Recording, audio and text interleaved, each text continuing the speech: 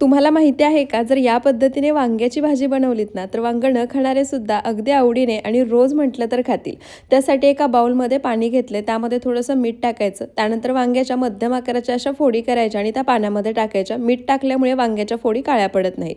एक कांदा आणि टोमॅटोसुद्धा चिरून घेतले. आता वाटण तयार करून घ्यायचं आहे. त्यासाठी खलबत्त्यामध्ये 7 ते 8 हिरव्या मिरच्या, 10 ते 12 लसणाच्या पाकळ्या, अर्धा चमचा जिरे, मूठभर कोथिंबीर घालायची, जाडसर असं कुटून घ्यायचं. वाटणसुद्धा तयार झाले. गॅसवर कढई गरम करायला ठेवायची. त्यामध्ये 3 चमचे तेल घालायचं.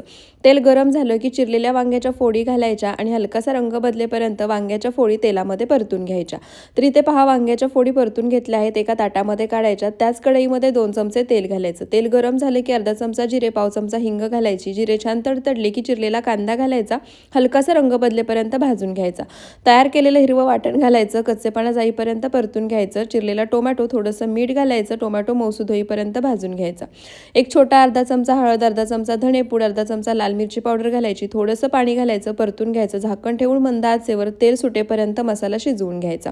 त्यानंतर परतून घेतलेली वांगी घालायची. बारीक चिरलेली कोथिंबीर, चवीनुसार मीठ घालायचं. मसाल्यासोबत मिक्स करून झाकण ठेवून मंद आचेवरती वांग आपल्याला एक 5 ते 6 मिनिटं शिजवून घ्यायचंय. मस्त चमचमीत अशी वांग्याची भाजी बनवून तयार झाली आहे. वरून कोथिंबीर घालायची. भाकरीसोबत, फुलक्यासोबत, चपातीसोबत सर्व करायची.